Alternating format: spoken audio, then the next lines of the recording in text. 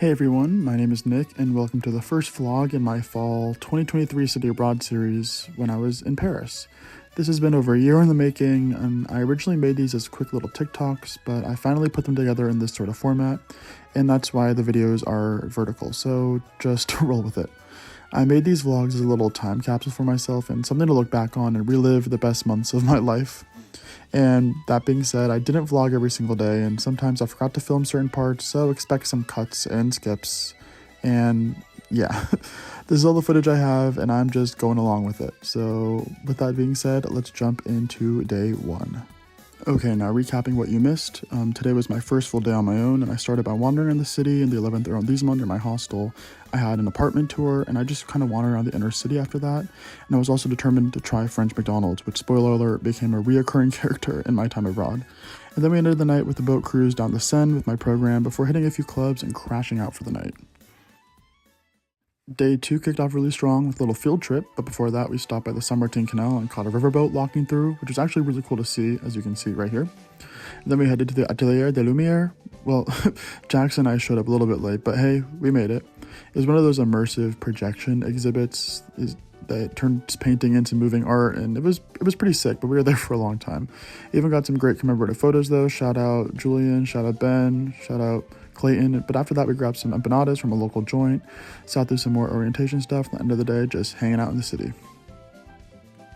Alright, day 3 started out a little rough. I managed to pour coffee all over my hostel breakfast, so we're off to a great start.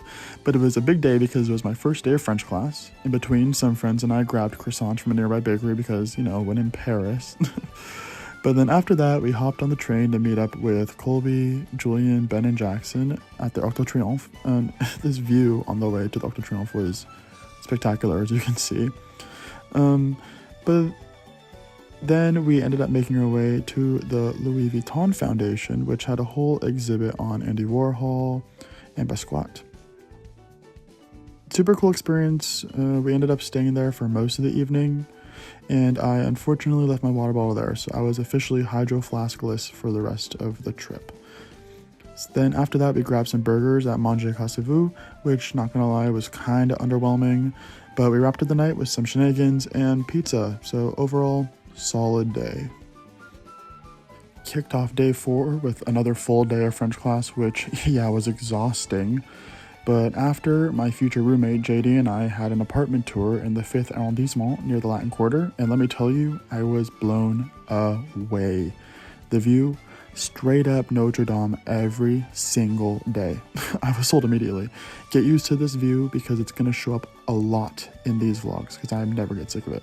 But JD and I locked in the lease on our spot, then we decided to walk all the way back to the hostel and stop by a few landmarks like Bastille before calling it a day. Alright, now day 5 was a huge day because I went to my first ever music festival in Paris, Rock en Seine. I had no idea what to expect since I'd never been to a festival before, but I had to go because my favorite French band, Le Patrice, was headlining, so obviously it was a no-brainer. At first, I was struggling to find people to go with, but I managed to recruit my friends Julia and Chloe, and funny enough, at this point, we barely knew each other, but that definitely changed after this day. We explored the festival grounds, grabbed some free snacks, bought drinks, and then randomly crashed into an Ethel Cain set, as you can see. I knew of her, but I had never really listened to her music, and this was during her Preacher's Daughter era, so yeah.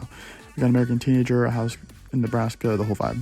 But after that, we stumbled upon a DJ duo called Rose Rose, who threw down a really solid set. Really impressed by them. But then it was time. Le Patrice. There they are. We somehow got nearly to the barricade just 10 minutes before their set, which was insane because the crowd behind us felt like it stretched on forever. That would never happen in the US. And let me just say, this set might have been the best concert experience I've ever had. I've been to so many concerts, but this one was absolute perfection in all senses.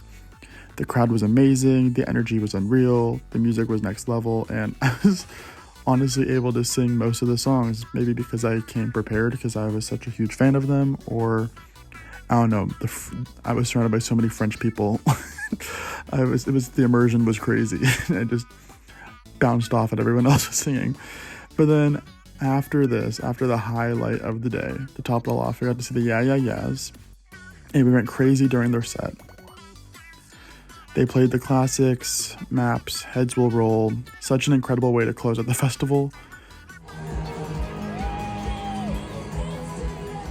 But the night didn't end there. We hit up a nightclub called La Gare Lagore, which was literally an abandoned train station turned into a nightclub, and the vibes were immaculate. So yeah, insane day, music, partying, and just pure fun from start to finish.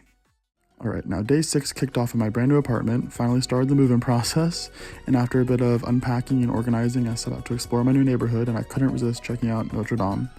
I sat on the bank by the river, and I kind of reflected on how nervous I was about living on my own, and diving into the school routine and trying to make new friends and all that. But those worries melted away when I got invited to hang out in Valdez. But first, I did some laundry and peeped that insane view from my kitchen window, like, what the heck? Great view. But in Valdez, I spent the day playing volleyball, getting creative with some painting, and enjoying a chill picnic, and that is until a heavy downpour hit us and we had to sprint for cover at the nearby metro station. But the night got better and redeemed itself when I met up with Kaylee and Levi, friends from back home who were visiting. We kicked things off at the Eiffel Tower, grabbed some dinner nearby, and wrapped up the day with a low-key apartment warming party at mine. It's good vibes, better drinks, overall, yeah. Alright, now day 7 was another full day of French classes with a few chill breaks in between, but this was the turning point where I really started locking in on the basic sentences and essential phrases, going from pretty much ground zero to actually feeling like I could speak French a bit. But by the end of the day, I was pretty hyped about my progress, but I wrapped things up and headed back to the hostel with some friends because they were either still looking for places to move into or haven't moved into their places yet. But not the flashiest day, but definitely good day overall, can't complain. Alright, day 8 started off with another grueling French class, but the payoff was huge because after a break, I got some seriously amazing pasta, and it was time for our program field trip to the Musée d'Orsay, which ended up being one of my favorite museums. And stepping into the museum was kind of like entering this capsule of like impressionist creativity, and every gallery was just so raw and innovative, and it totally spoke to me in all levels. And I've always been obsessed with the Impressionist era. There's just something really magical about it. The way like Monet, Manet, Renoir, Degas, what else, Morisot, Cezanne, and even Picasso Cezanne pushed the boundaries of art. I spent extra time here soaking up the masterpieces, and I got some quick clips of the art pieces that really hit me the hardest. And it was, I don't know, just really amazing overall, and I was able to feel the passion behind some of the brushstrokes in these paintings and understand why this art is still so resonant today. But anyways, besides all that, to cap off the music experience, I chilled by the summits of friends, and I got a classic Nutella crepe, as you can see in 1 second, and it was straight up perfection. And at the end of the day, back at the hostel with friends who were still kind of crashing there until they found a spot. But day 8 was a blend of hard work, art that speaks volumes, and the simple moments that make life epic, you know. Yeah, you know what it'd be like. Alright now, so day 9. Day 9 was all about settling in, and I finally wrapped up moving all my stuff into the apartment, and most of my friends did the same, so I didn't really have to go back to the hostel to hang out with them anymore. But since I had a free day, I decided to go for a run from Notre Dame all the way to the Eiffel Tower along the Seine. It ended up almost being 3 miles, which was the perfect distance for me, and honestly, a run I'd repeat somewhat inconsistently while living there. I did it quite a few times. But afterward, I spent the rest of the day wandering around the city. I grabbed some lunch at Layol, then I ended up hanging out with some friends in the evening. Simple day, but really solid. Overall, yeah, great day. Now, day 10 kicked off with some more French class, but then we switched gears for a class field trip for a scavenger hunt type sitch in the 5th arrondissement. Julian and I stopped to get some ramen before, and it was an incredible bowl. I wish I could remember the name so I can go back for round 2. But for the scavenger hunt, we split off into our French classes, roamed around the neighborhood, checking out local landmarks and practicing our French along the way. Halfway through it started raining, but we powered through it like champs. But our adventure led us to the Grand Mosque of Paris, where we were treated to mint tea and pastries that totally hit the spot.